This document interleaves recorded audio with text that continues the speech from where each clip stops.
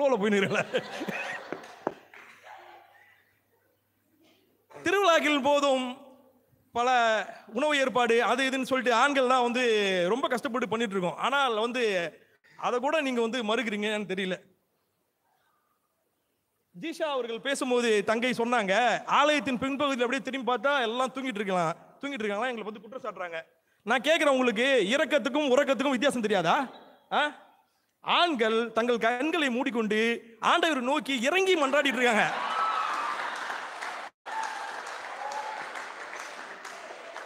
அவங்களுக்கு கண் பார்வை கொஞ்சம் வீக்கு, அதனால அப்படி பேசுறாங்க. அதே வலதுபுறம் பாத்தீங்கன்னா பெண்கள் கண்ணை தொட கொண்டே தூங்குவாங்க. மீஞ்சூர் பங்கெல்லாம் மாஸ் முடிச்ச பேர் கூட ஒருத்தவங்க அப்படின்னு பார்த்துட்டே இருந்திருக்காங்க. ஒரு அம்மா ஃபாதர் பார்த்துட்டு ஐயோ என்னடா இது இவ்வளோ பக்தியா அப்படின்னு பார்த்து கிட்ட போனா தூங்கி இருந்திருக்காங்க. பெண்கள் தான் அப்படி இருக்காங்க, ஆண்கள் அப்படி கிடையாது. இதுல ஆலயத்துக்கு வெளியில் நாங்க நிக்கிறோமா?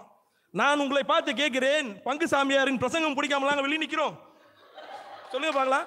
இல்லை, நீங்கள் எல்லாம் ஆலயத்தில் திருப்பலியை நல்ல முறையில் பார்க்க வேண்டும் என்பதற்காக, வெளியில் எந்த அசம்பாவித சம்பவம் நடந்துவிடக் கூடாது என்பதற்காக, உங்களுக்கு பாதுகாப்பாளனாக நாங்கள் வெளியில் நிற்கிறோம். ஜானனெல்லாம் பார்த்தீங்கன்னா தூண் பக்கத்தில் நிற்பாரு. அவரை தூங்குறாரு நினைக்கிறீங்களா? இல்ல, பூகம்பம் வந்துச்சுன்னா கட்டிட இருந்து விட்டு பொதுமக்களுக்கு ஏதோ கூடாதுன்னு தூணை பிடிச்சிட்டு இருக்காரு. இதெல்லாம் நீங்க புரிஞ்சுக்க மாட்டேங்கிறீங்க. சரி, இப்போ கொயர் பகுதிக்கு வருவோம். கொயர் பகுதியில் பெரும்பான்மையா இருக்கும் பெண்கள்ன்றாங்க, ஆண்களை பாட வருவதில்லை. அதுக்காக ஆண்களுக்கு பாட தெரியாது என்று நீங்கள் நினைத்துக் கொள்ளாதீர்கள். சந்தோஷ் நாராயணன் மற்றும் அனிருத் இசையமைப்பில் பாடக்கூடிய அளவுக்கு திறமை படைத்த ஆண்கள் இந்த ஆலயத்தில் உள்ளார்கள். ஆனால் எங்க பாட விடுறீங்க? பாட விடுறதில்லை. 2005 நடந்த ஒரு சம்பவத்தை உங்களுக்கு இங்கு நினைவுபடுத்த விரும்புகிறேன்.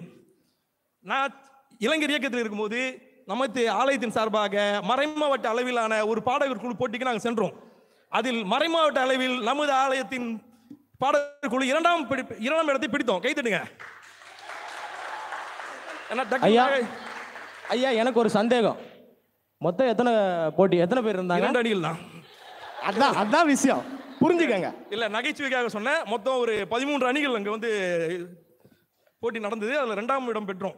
ஃபாதர் வந்து என்ன கண்கள் கேட்டு பார்த்து, ஜெயிச்சல அந்த போட்டி ஜெயிச்சதுக்கு நீ தான் காரணம் அப்படின்னு சொன்னார். இன்னி கூட என்னால மறக்க முடியாது.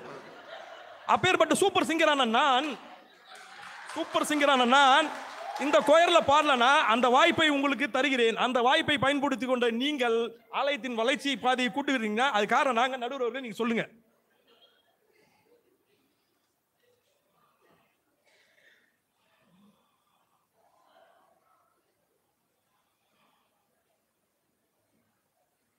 ஆலய வளர்ச்சி பணிகள் மட்டுமல்ல, மறைபெறுப்பு பணிகளிலும் பெண்களை விட ஆண்கள் தான் சிறந்தவர்கள் என்பதற்கு வரலாற்று சான்றுகள் உள்ளது. ஏற்கனவே சொல்லியிருக்காங்க டீச்சர். அது போல இயேசுடன் இருந்த 12 அப்போஸ்தலர்கள் ஒருவர் கூட பெண்கள் இல்லை. ஏன்னு தெரியுமா உங்களுக்கு? யாரா சொல்லுங்க பார்க்கலாம். ஏன்னா இயேசுக்கே தெரியும் பெண்களை வைத்து எதுவும் பண்ண முடியாது. இயேசு வந்து கடற்கரை ஓரமா சென்று போய் ராயப்பரை பார்க்கிறாரு. ராயப்பா என்னுடன் வான்னு கூப்பிட்டோன்னே கையில் இருக்க வலையெல்லாம் அப்படியே போட்டுட்டு ராயப்பர் வந்து இயேசு பின்தொடர்ந்து போயிடுறாரு. இங்க இருக்கிற ஆண்களை பார்த்து கேட்கிறேன், வீட்டில் போயிட்டு சர்ச்சில் வேலை இருக்கு, ஃபாதர் கூப்பிட்டாருன்னு சொல்லுங்க, உடனே தோசை கரண்ட்லாம் போட்டு வாங்க போலான்னு வந்துருவாங்களான்னு?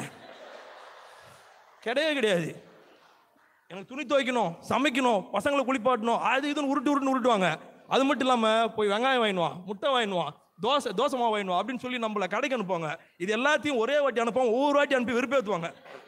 கடைசியில் நம்மளையும் போய் சர்ச்சில் போய் வேலை செய்ய விடாம, இவங்களும் வேலை பார்க்காம நம்மளை வந்து சர்ச்சுக்கு போடாமல் பண்ணுறாங்க நடுவர் அவர்களே. நீங்கள் தான் கேட்கணும். அவங்களும் பண்ணுறதில்ல, எங்களையும் பண்ண விடுறதில்ல.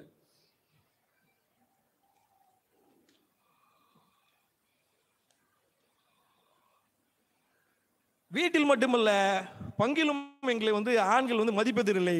இங்க இருக்க அனைத்து மனைவர்களையும் ஒன்று சொல்லிக்கிறேன், கேட்டுக்கோங்க.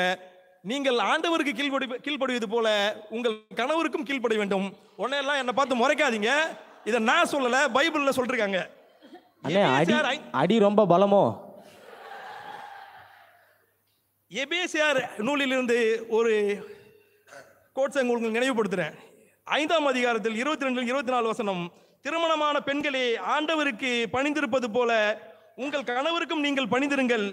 ஏனெனில் கிறிஸ்து திருச்சபைக்கு தலையாய் இருப்பது போல கணவர் மனைவிக்கு தலையாய் இருக்கிறார்.